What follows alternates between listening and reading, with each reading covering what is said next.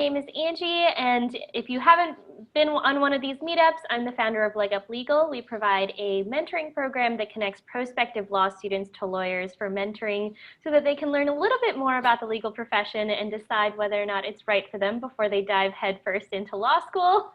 We've been hosting these weekly meetups every Tuesday and Thursday during the COVID-19 pandemic to allow students to connect with other students, lawyers, law school admissions folks, and people who can give them a little bit of an idea of what they can be doing right now in order to further their own career goals and wrap their minds around what's going on in this pandemic. So every week I bring on 2 guest speakers who chat with our students, and today I'm very happy to bring on Olivia Vizachero, and she is a lawyer and certified life coach and the founder of The Less Stressed Lawyer, and she's here to talk to us today about time management. So Olivia, I'll let you take it away.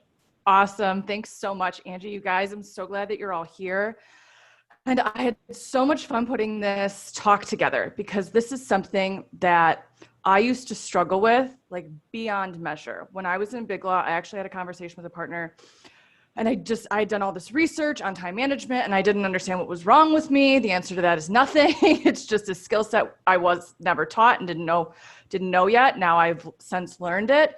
But I really kept trying to consume information and figure out what was going on. And I had a conversation with a partner, and people just kept telling me, you just need to get better with time management.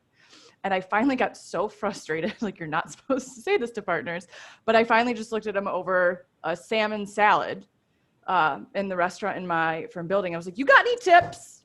Because I'm fresh out of ideas. I've listened to every podcast, I've read every book, I've Googled all the things that you can Google.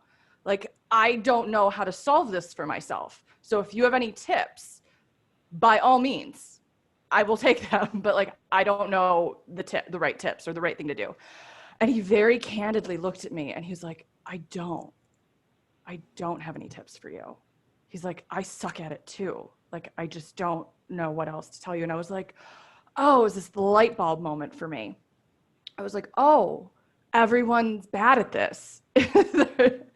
To some extent, right? Because none of us ever learn it. Law school doesn't teach it. I actually have a thesis that law school breeds procrastination because you only have one exam every semester. And I was a working student, so I put off everything until finals. But the problem with that is that it's a fake environment, right? We're in a bubble.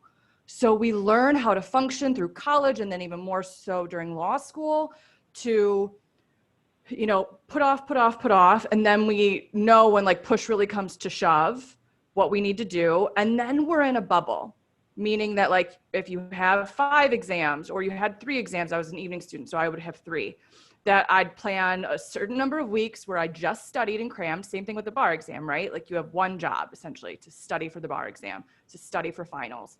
And your professor doesn't come to you 2 or 3 days before your exam and say, hey guys, yeah, totally get that we have an exam coming up, but before then, I need you to do this, and this is an emergency, so you're gonna have to do this, and I'm not moving the exam. You're still gonna have to take that at the same date and time.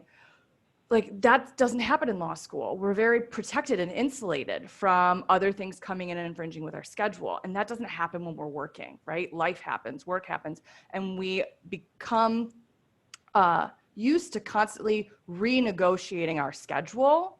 And we're going to talk about a lot of the reasons that we do that. But it's such a time suck to constantly be negotiating with yourself all day. It leads to decision fatigue. It's the same reason Barack Obama wore the same suits every day. It's the reason Mark Zuckerberg does the same thing, right?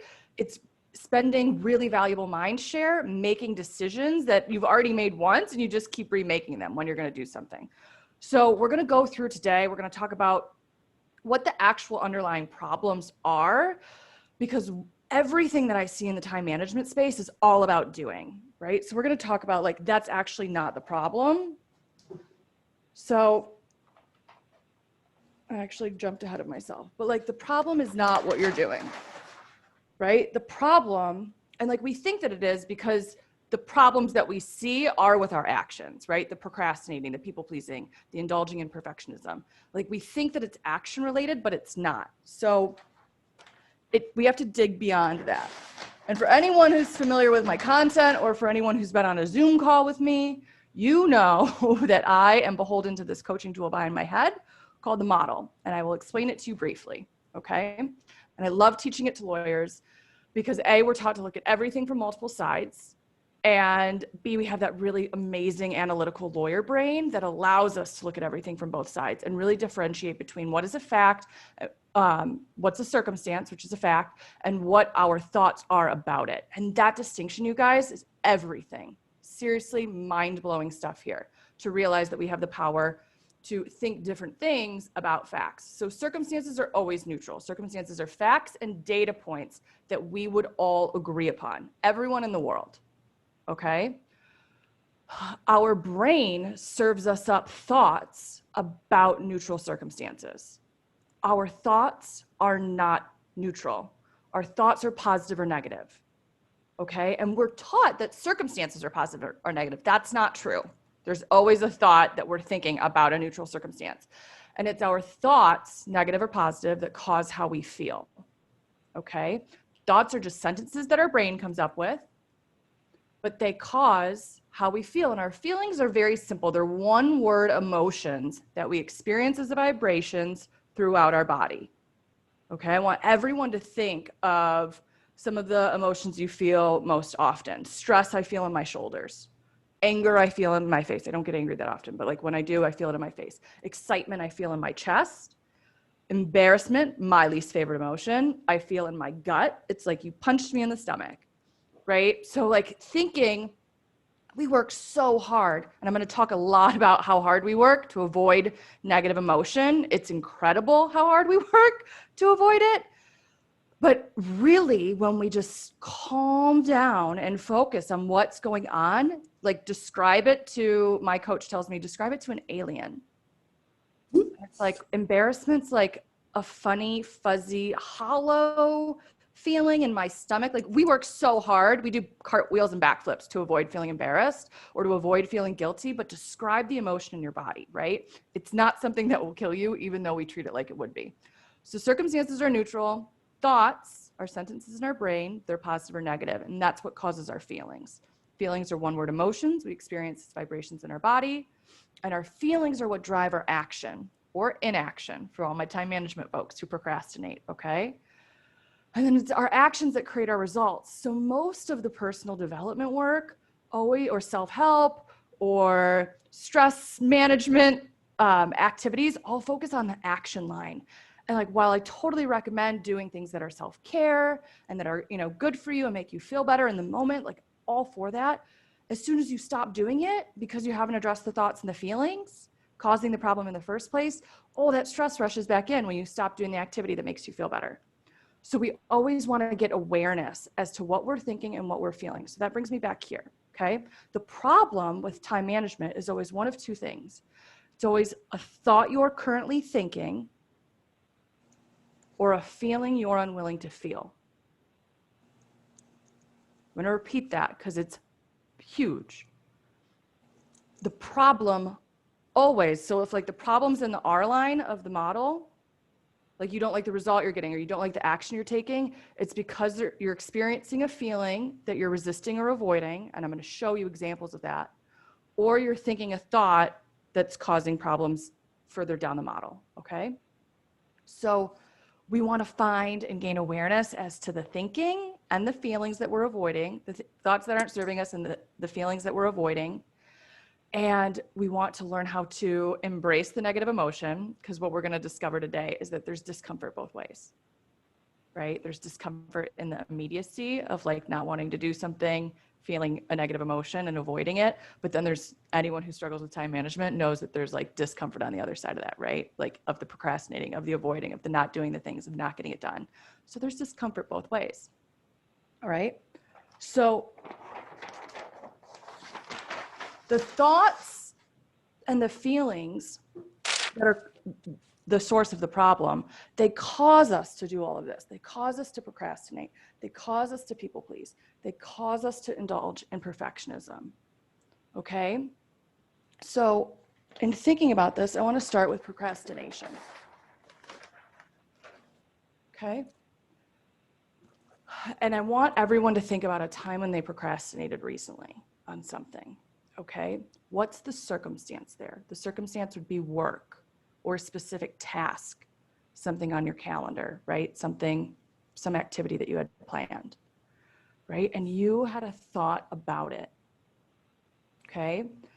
And the thought, mostly what I see with my clients, I don't want to do it, right? This is boring with work that like doesn't feel exciting. I feel this way about discovery responses, always. 1000% of the time, I hate discovery. I don't know what to do, okay? I have too much to do. And we're gonna do a thought download in a little bit about time or any of the other circumstances because I wanna walk through some examples of this with you guys.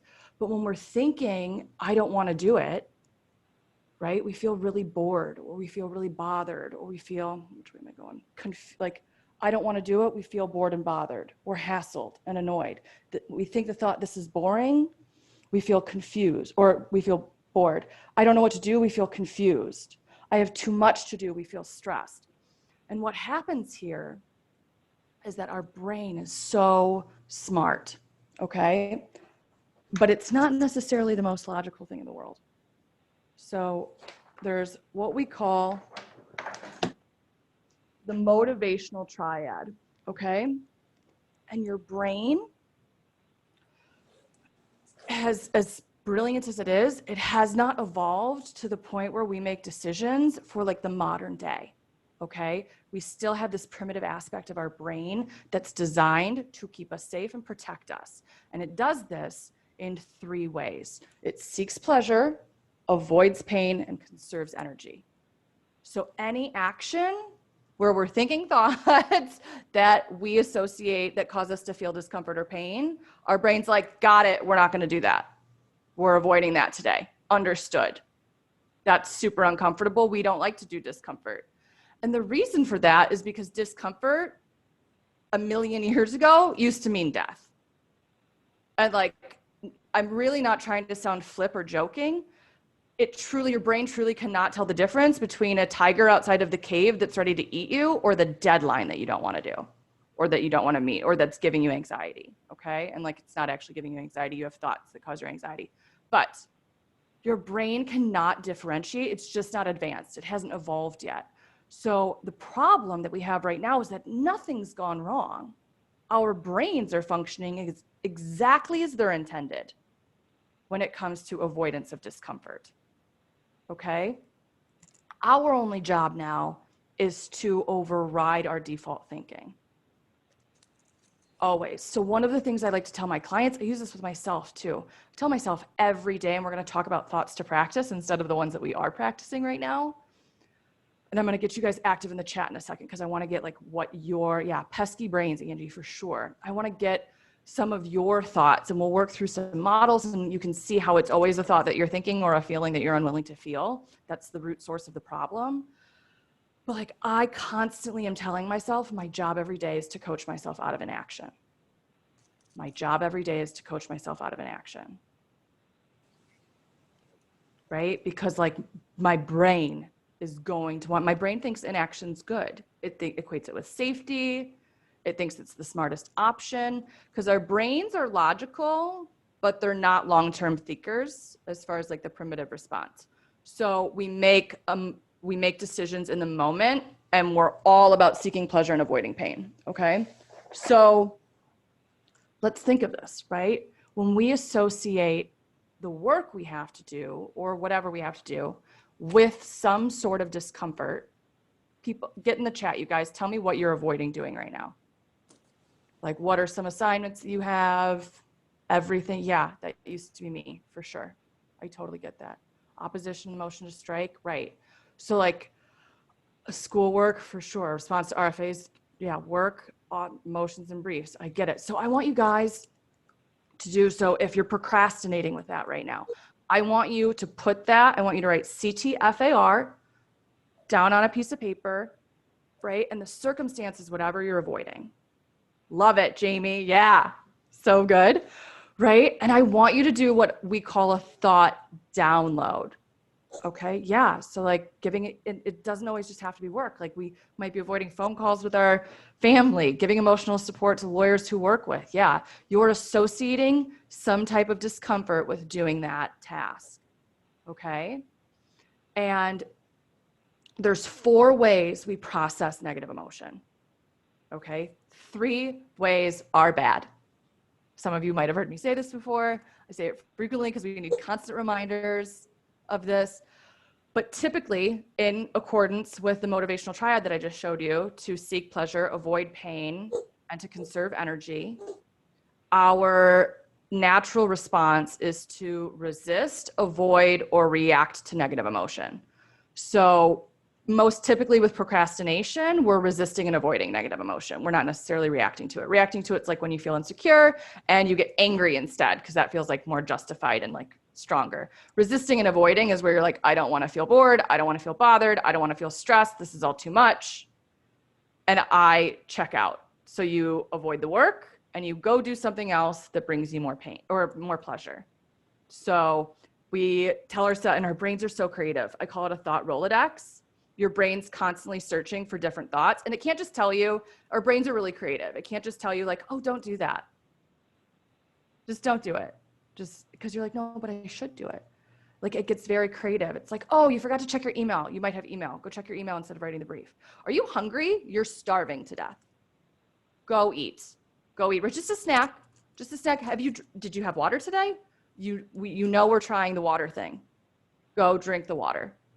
Like, oh my God, you forgot to call so-and-so back, right? So like your brain gets so creative at avoiding what I am really hesitant to say need because we don't need to do anything, but avoiding what you want to do, right? And it's so funny because, and I'm going to teach you how to question some of these thoughts in a minute, but we lie to ourselves. Our brain's clever, but it also lies. It tells us things that are very absolute, like, I don't want to do this.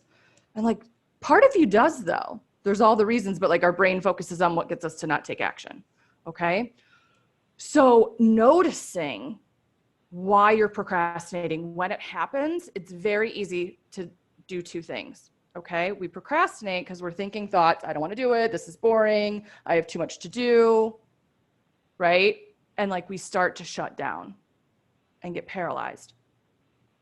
Or we get rebellious because we're like, I don't want to do it. So therefore I'm not going to do it. One of the 2, because our brain's defiant. So in that moment, you have one of 2 options. You can judge yourself, which is what people do most often. They think the thought, I don't want to, then they feel bored and bothered, and then they resist feeling bored and bothered, so they procrastinate and they do anything but. They watch Netflix, they stream, scroll on Instagram, they eat too much, they drink too much, all of the negative ways that we avoid taking action and seek immediate pleasure, right? Those are the things we do. And then the result we've created is that we haven't done the work. So then we start a whole new shame spiral, which is very fun. And then we start shitting all over ourselves with like, I shouldn't have done this. I should have just done the work. Then we feel guilty or ashamed. Then we procrastinate some more, and it just keeps going. Okay, so you can do that. That's fun. I don't recommend it. Or you can not judge yourself, not shit on yourself, and you can just get very, very curious. Like curious as George. It's one of my favorite things to say. And like I notice, I have tells. I have a relationship with my computer screen. This is going to sound so funny, but I have a relationship. I can tell when I'm like in the middle of a task and I'm excited, and it gets closer to the point where I'm like going to have to put my work out there, going to have to communicate with someone, and our brain's like, you're getting closer to doing the thing that you don't want to do. So it's like, go check your email. Go check LinkedIn. Go check your phone. And then I'm like on my phone. I'm like, oh, Instagram's there too. Oh, someone texted me. I'll text them back. Right? Like it just figures out all these creative ways. So I notice the physical relationship. Anytime I move away from something that I was doing before it's completed, I'm like, oh, what's going on up here? Let's figure that out. Let's get really curious and ask ourselves, what emotion are we experiencing right now that we're unwilling to feel? Right? A lot of time for me with work, bored or bothered. Right? I would say that's probably the most prevalent. Sometimes it's annoyed, Sometimes I really just don't want to do it, or I think it's stupid. Like I think it's a stupid task, right? That's the thought, right? So it's always the problem's always a thought we're thinking or a feeling we're unwilling to feel. So with whatever assignment or task that you wrote down, you put that in your circumstance line, and then you do what's called a thought download. And you just don't edit yourself, but like somewhere else on the paper, you write down all your thoughts about that circumstance. The circumstance is neutral. It does not make you feel any certain way, but you don't even know all the fun thoughts that are going on up in your head about it. So you write them all down, and you take them one by one once you have them written down, and you ask yourself, how do I feel when I think this thought? What one word emotion do I feel? How do I act, or how, like, what do I do? What don't I do when I feel that way? What result does it create? Right? So we want to be constantly gaining awareness as to what's going on. And you're going to see like, oh, of course I'm procrastinating when I'm thinking this thought and unwilling to feel this feeling. Like light bulbs just start going off. You're like, oh, that makes sense. Totally. Right? So we're going to talk in a minute about like how we're lying to ourselves and how to generate different thoughts. But I want you to download those thoughts about whatever it is that you're avoiding right now, whatever you've been procrastinating with, right? And all this is us avoiding immediate discomfort, even though we're creating discomfort down the road. It's just kicking the discomfort can. That's all that's happening, okay? So we want to stop the shaming, stop the judgment, and just get curious as to like when we go to procrastinate, or like when we, and I'm going to talk about calendaring in a little bit to show you like really quick way to figure out like what goes on here. But we just want to be curious as George, what thoughts are we thinking? How are we feeling? Like, how are we unwilling to feel? And you'll be amazed with like what you are able to see. So this is one reason that we really struggle with time management. We think thoughts and feelings, and it drives us to procrastinate. I am a recovered people pleaser. Hi, my name's Olivia. I was a people pleaser for years, and a terrible one. I was terrible to my body. I was the queen of the all-nighters, and I put so much personal value and worth on being the person who went above and beyond for the sake of everyone else but myself. Yeah, totally get that you haven't recovered. Yeah, I know. So again, the problem is always thoughts we're thinking or feelings we're unwilling to feel, okay?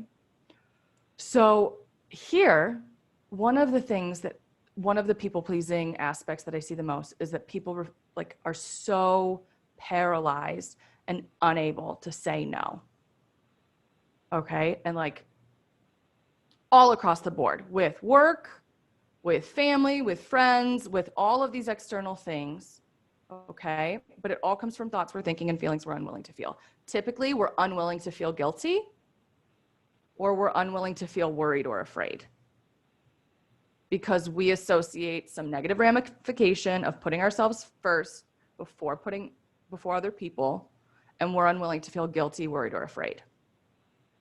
Okay? And here's the thing about this fun model over here, okay? You've already heard me say that it's not the circumstance, right? The circumstances are facts, words someone said, words we would read on a transcript, something that we would watch on video. The two famous examples that I give all of my clients, some of you who are familiar with me maybe have heard me say this before, but I give two examples, one really small, one really big. And a great way, people normally struggle with the difference between thoughts and circumstances. A great way to tell if it's a thought instead of a circumstance is that if you have an adjective in your C line, it's a thought. So we really want to make sure that we only have data up here, only facts, things that we would all agree upon. One example I give, my mom likes to call me all the time, and she teases me now. She's like, I know it's my thoughts and my feelings. I'm like, it so is. Yes, indeed. You're right. So she'll call me and she'll be like, oh, just got off the phone with your aunt. What she said was so rude. And I'm like, no. There's the words that she said. We could put them in quotation marks. You think it's rude, therefore you feel offended. Okay? And she's like, no, it's a fact. It was rude. I'm like, no, because not everyone would agree that it's rude. She doesn't think it's rude. She said words. She probably thought she was being matter of fact or getting straight to the point. So like she feels like assured or justified, whatever the case may be. This happens every time you talk to her. So my thought about what she said is, of course she said something that you think is rude. So I feel amused. If circumstances caused our feelings, we would all have to feel offended like my mom, right? The reason that we know there's a thought sandwiched in between, I envision it in my mind as though it's an Oreo cookie. There's circumstances, there's the cream filling of thoughts, and then there's the other cookie with feelings. The reason we know that there's a thought in between there is because we all feel differently, okay?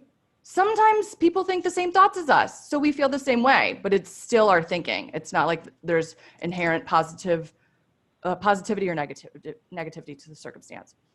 Big picture conversation, big picture example. We could use COVID as the circumstance. I like to use 9/11. And like lots of emotion if you live in the States, especially like comes up with that, right? Totally, Lisa. Yeah. So if you live in the States, 9/11, the facts that all across the world everyone can agree upon is that people took planes and flew them into buildings. Those are the facts we all agree upon. We're going to table the conspiracy theory stuff for a second, okay? People took planes, flew them into buildings, right? If you live in the US, like the prevalent opinion here is that that was a tragedy. We were attacked. It was awful. We didn't deserve it. And therefore we feel attacked, heartbroken, devastated, victimized, vulnerable, right? Thoughts cause our feelings. If you're a member of Al-Qaeda, you have completely different thoughts. You think that we deserved it, that we shouldn't be involved in the Middle East, and therefore that it was justified, and you feel justified and vindicated. And like, we can have an argument about like, oh, those people are just wrong. But like, really, it's just that the circumstance itself is neutral and everyone thinks different thoughts about it. So those are two really big divergent examples. But they show you the power of our thinking in all of these situations. So we always want to be looking for like, what's the circumstance? You guys have the facts of like the tasks that you're avoiding, right? And then you download all your thoughts about it. And you go through and say, when I think this thought, how does it make me feel? Okay. So with people pleasing, what we have normally for the circumstance is someone asks us to do X, right? Boss asks me to do insert quotation marks. Mom asks me to do insert quotation marks. All right. And then we have thoughts. So many thoughts, right? Thoughts, normally people pleasing comes from, I want them to think ... I want them to think I'm smart. I want them to think I'm a team player. I want them to think I'm good enough. I want them to think that I'm competent. I want them to think that I can get it done. I want them to trust me. I want them to think highly of me. And lawyers especially have received praise and validation externally basically their whole lives. And it becomes very addictive. Here's the thing that I want to offer you though. All that ever happens when someone gives you quote unquote praise is a thought, by the way, not a circumstance. People say words, we consider it praise. Okay? All that happens when someone does that is that you give yourself permission to think positive thoughts about you. And then you feel good about yourself. They say words, you think positive thoughts about the words that they say, and then you feel better. Yeah, exactly. Deborah, great point, right? You want them to think good things. You don't want them to think anything badly about you, right? So like, and you are afraid that they will, or you're afraid that, I hear so many people, they're going to fire me. They're going to fire, like irrationally, they're going to fire me, right? And like, so we think I'll get fired if I don't do this. And then we feel afraid and we're unwilling to feel afraid. So we take the assignment on, right? I want them to think blah, blah, blah, blah, or I'm afraid they won't, or I'm afraid they'll think poorly of me. I have to make up for last time. This is a huge one I see with clients. Overpromise and underdeliver. right? Because we people please and say yes, even when we're swamped or really don't have time to do the work. But we say yes because we're afraid to say no, because if we say no, we'll have to feel guilty, worried and afraid, so we don't.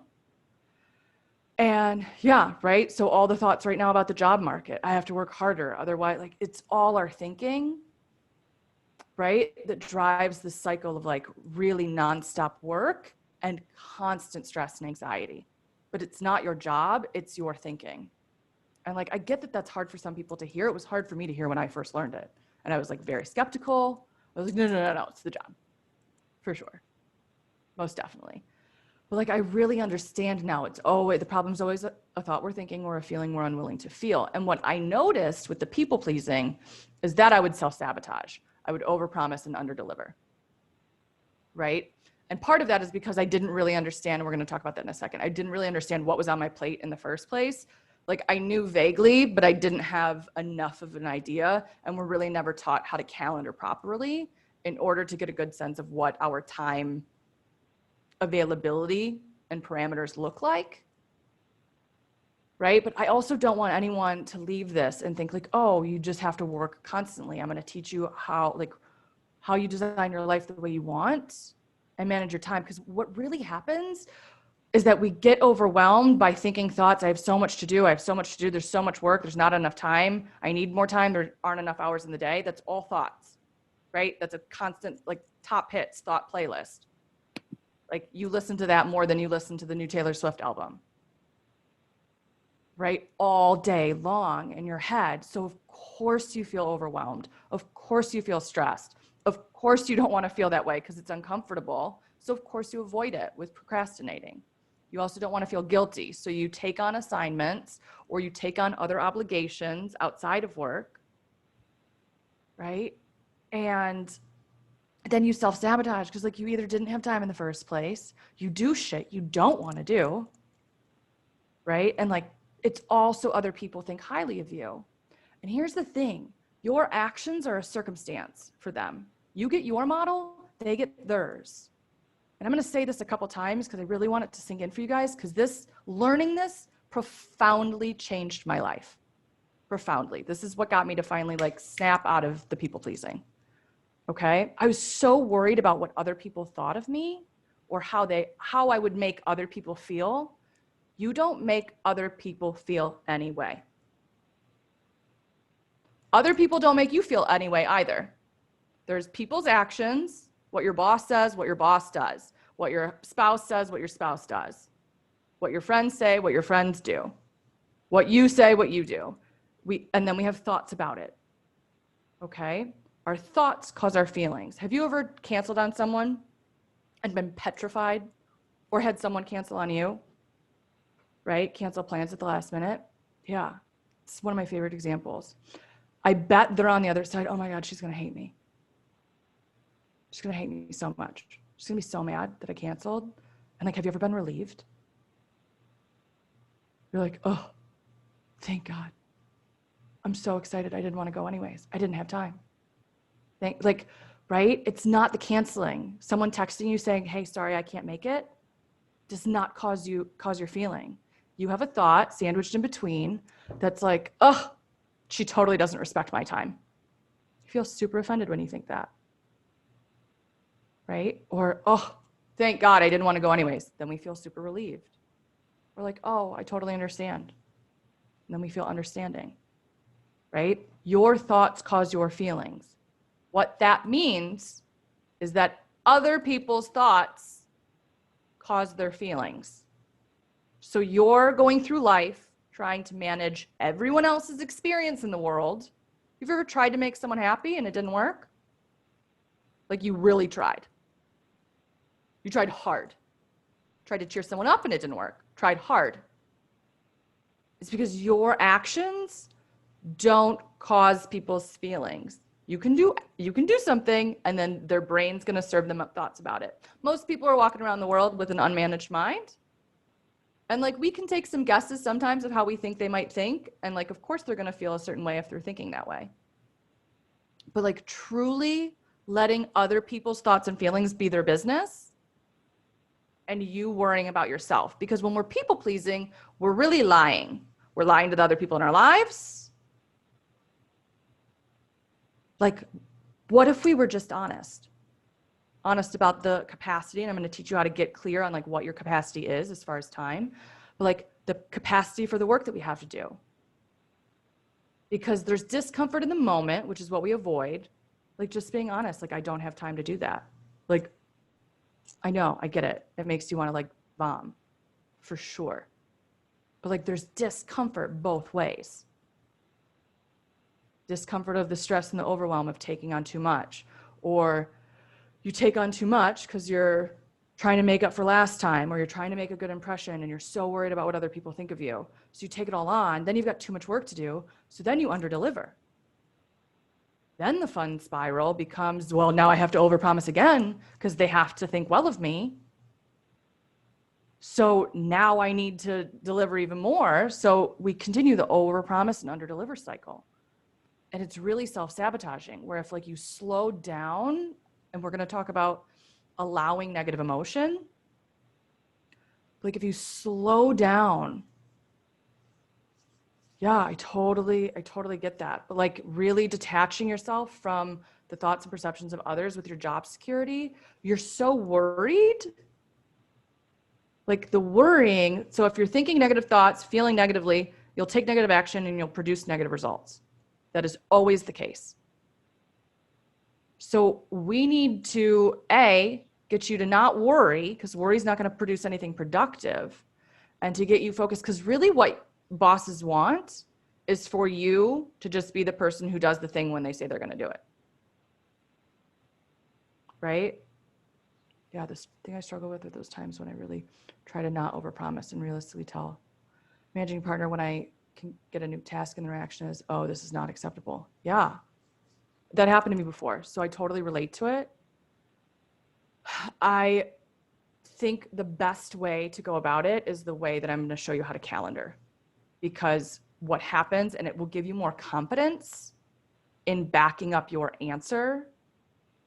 And like, they can think that it's not acceptable, and they can either tell you, I mean, there's going to be some push come to shove things. They get to say that it's not acceptable, and you can continue to say no. Like they say it's not acceptable, and then you probably feel, and like take it on or don't push back. Right. And like, very frankly, I see women do it more than I see men. Men are better at saying no. That was true for me in Big Law. I had people say, oh, that's not acceptable to me as well. And like, you have to decide where your boundaries are with work. And I'm going to talk to you in a second about calendaring. So you actually have evidence to say, this is what's on my schedule right now. Like, and my commitment is being the person that meets deadlines and honors it. Like, so that I am reliable. Like, that's what's most important to me. And I'm not going to overpromise and underdeliver here. I can't do this. This is what I have up right now. If you see something that's negotiable or movable, then let me know. But the problem that I experienced myself is that I would have a to-do list a mile long and a blank calendar, or like the only things that went on my calendar were like appointments with other people. Right? So I want you guys to all think about how you differentiate in your head about appointments with other people. That goes to people pleasing as well. Okay? Like if you have court appointments, you're like, oh, I'm doing that. It's non-negotiable. You have thoughts about that. You don't actually have to go to court. You can miss it. Will there be consequences? For sure. But like, no one comes to your office or comes to your house and like forces you with a gun to your head to log onto Zoom. Like, you choose all of it, and you take the action you take because of the thoughts that you're thinking and the feelings that you're feeling. Okay. Quick note. I know we're running up on time. So a quick note about perfectionism. Perfectionism comes off in one of two ways. Okay. It comes off with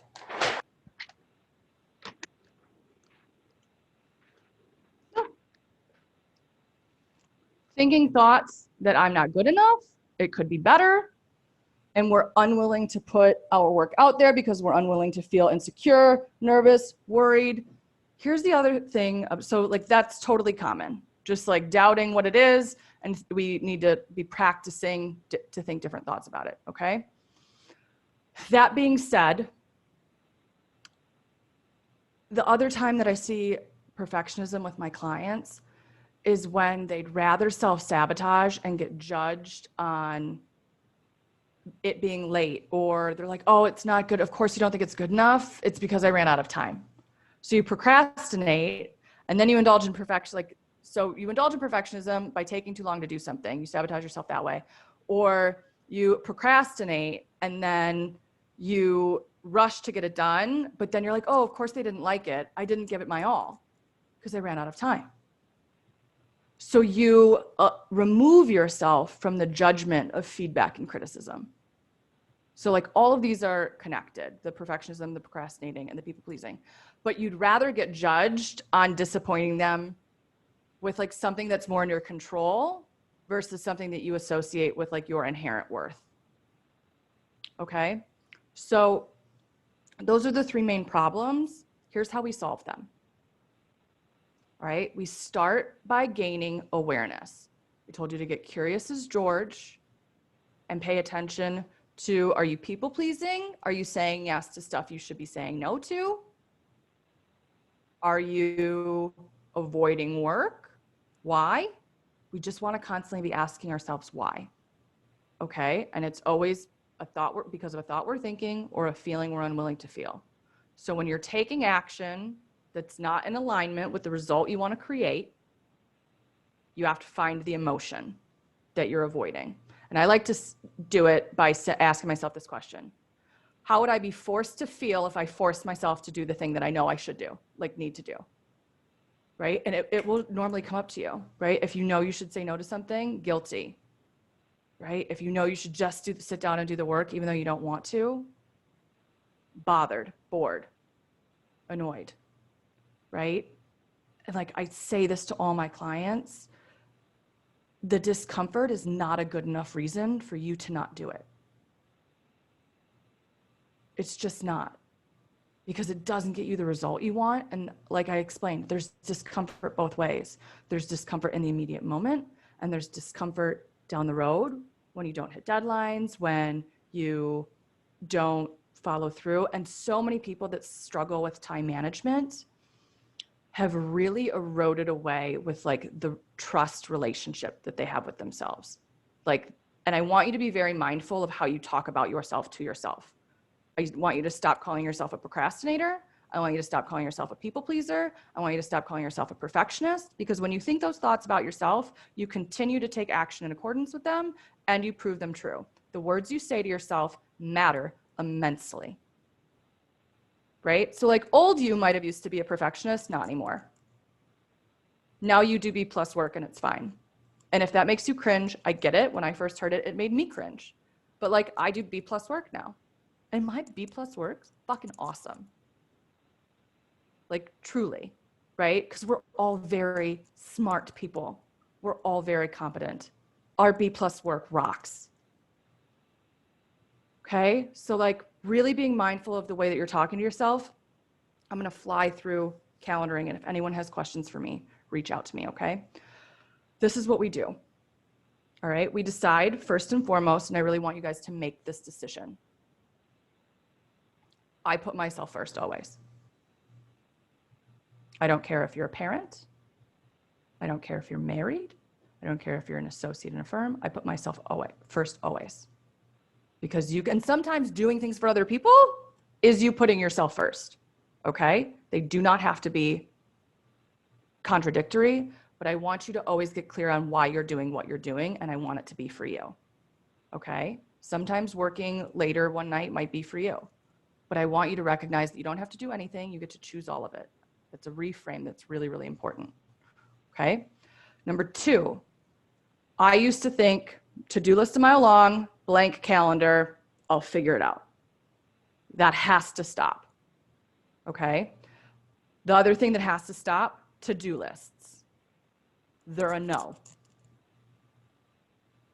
This is a really crass way to describe them. They're masturbatory. They make you feel very productive when you're writing them. How much work do you get done at the very end of it? None. Correct. So no more to-do lists. The process that I want you to get in is to take one day, it will take a while, and I want you to download your to-dos, everything that you have to do, everything that you want to do.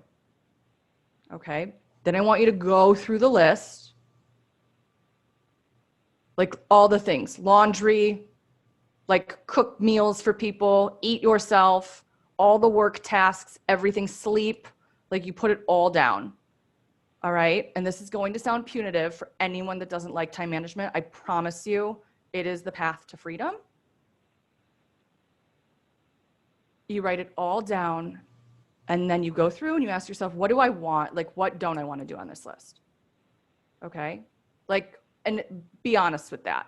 Like, do you want to do it? Is it something you want to do for work? You don't feel like doing it maybe, but like you want to do it because like it's for work and your boss told you to do it, then that's something you probably want to do. You might not be jazzed about it, but you put it all down on the list.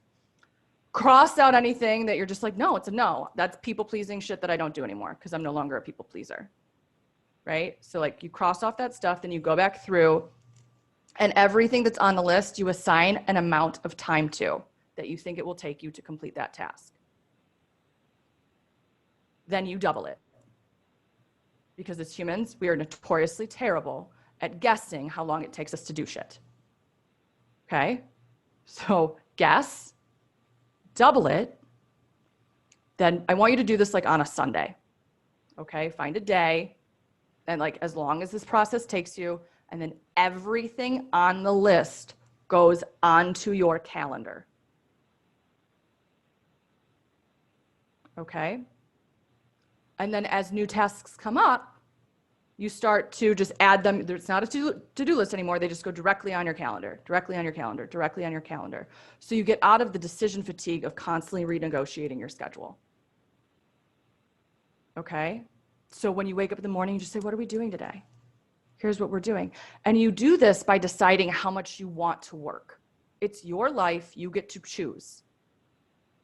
You thinking that you don't have control over your schedule is just a limiting belief that you have.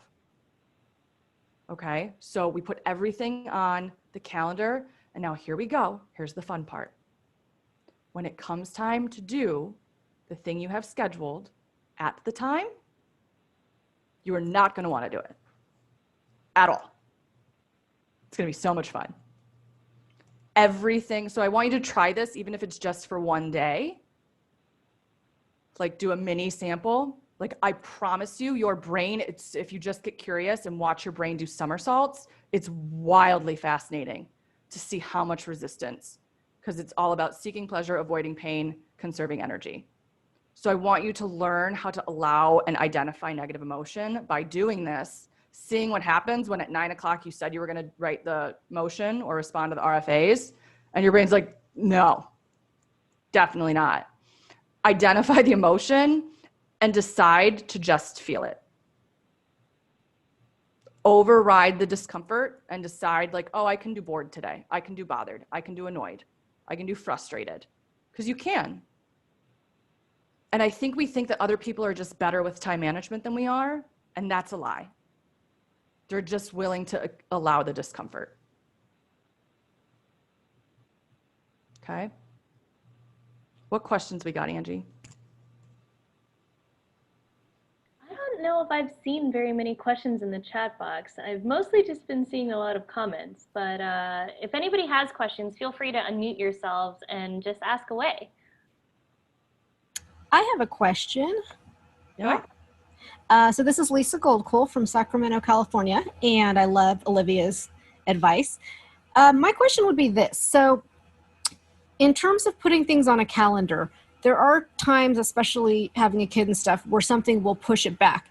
Do you do time blocks where you say, I'm going to do this type of task in case you don't get through it? Or do you do like a specific task? Like if I say I want to review this document and I have it for 10 a.m. today, there may be something that comes up that prevents that. So I know some people will do time blocks, like I do all my document review at this time so that it's not necessarily a finishing of a task in case I get interrupted.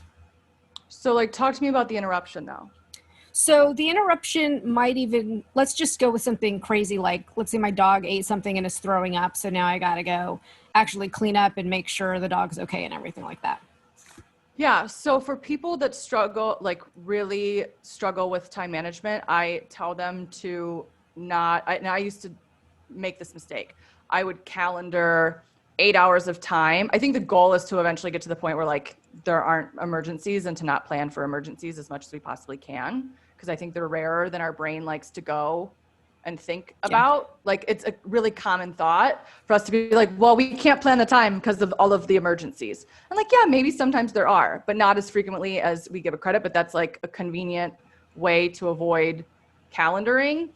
If it's something that like you see that's prevalent throughout your day, to plan 6 hours of work in 8 hours. Like you can plan those times.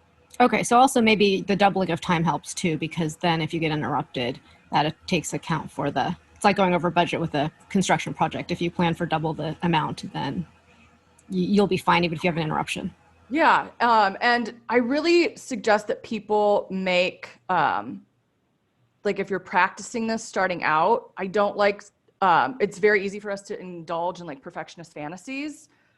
Where like, oh, I tried to schedule it and then I didn't do it, so I'm not going to do it again tomorrow. Like start with the minimum baseline if that works better for you, which is from 10 to 12. I do something. I like to tell, I have a client that I'm working with right now. I'm like, every single day, your job is to schedule one thing for yourself and honor it, and one thing for work and honor it. Every single day. And like notice what comes up for you at the time. Like even walking her dog, she negotiates with herself, right? So practicing the thought, I don't negotiate with my brain when it comes to time. Thank you. You're welcome. Who else? If you don't finish X in the amount of time you initially scheduled, do you push everything else back or stop? You stop. And it's super uncomfortable. Yeah, how? Right? Like this is the thing though, is that it teaches you to get it done because you're not going to want to stop.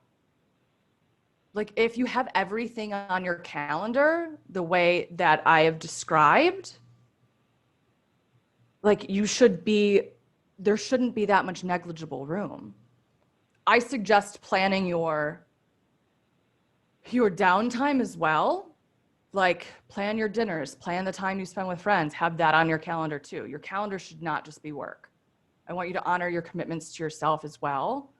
But like, yeah, it's super uncomfortable.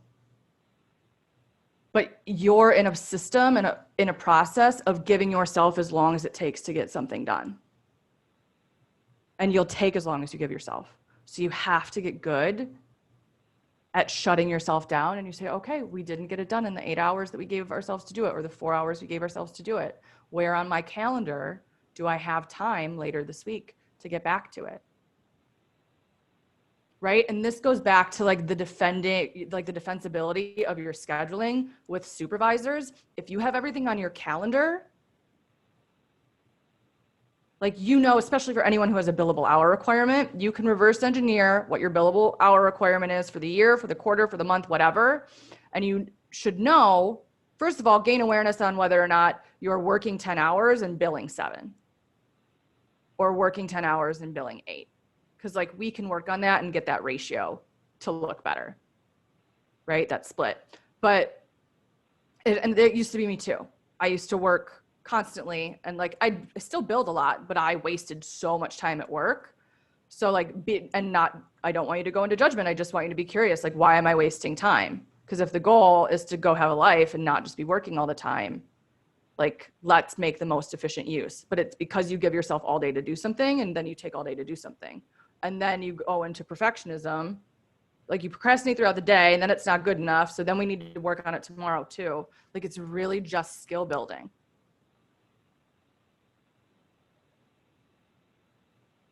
And yeah, uncomfortable. I'm not going to sit here and like tell you that it feels fun. But like it's worth it because then you become the person who can say, Jamie, honestly, like I implemented it slowly, but from learning about it till now, over years, like to get to the point where I'm like, oh, it's on my calendar, it's just done. But I implemented it slowly. My clients, it happens a lot faster with because they're working with a coach. And like we go through their schedules together. I'm like, what's up this week? What you got going on? And we like plan it and we put it on the calendar and we talk about like, you're not going to want to do it. What are we going to do when you don't want to do it? And they're like, I'm just going to do it. I'm like, yeah. And what's fun is that you get the reward of having done it, which is super addictive because our brain releases dopamine. We love that feeling of accomplishment. Having done energy is so great. It feels amazing, right? But it's really just like, and the more frequently we do it, like the more stuff we put on your calendar that you do, you're like, I didn't die. I thought it was a tiger. I thought the assignment was a tiger, but I didn't die. So like, we just have to train your brain that like the scheduling isn't a problem and you will get so much more done. So then you can live your life. Because like, that's the goal. We waste a lot of time in this mind drama between perfectionism, procrastination, and people pleasing. Well, thank you so much, Olivia, for all of these tips. I feel like every time I hear you speak, I learn a new way to hack my own brain, and I love that. So thank you so much for coming on today and sharing all of these amazing tips with us. And I know we're at the top of the hour, so if folks need to drop off, you can. But I just really wanted to say thank you for everything. And we'll be posting the recording on our YouTube channel if you guys want to check it out again so that you can get all those tips written down. And if you want to join us on our weekly meetups, please come to our future meetups. Next week, we're going to be taking a hiatus, but then the week after that, we'll be back with meetups on Tuesday and Thursday again. So it's lovely to see everyone, and thank you so much for your time, Olivia. Thanks so much for having me. Bye, you guys. Thank you so much, Olivia. My pleasure. Bye. Bye, all. Oh, and if all the lawyers on this call, if any of you want to, speak on a future meetup, please let me know. I would love to have you. So just reach out to me on LinkedIn. Bye, all.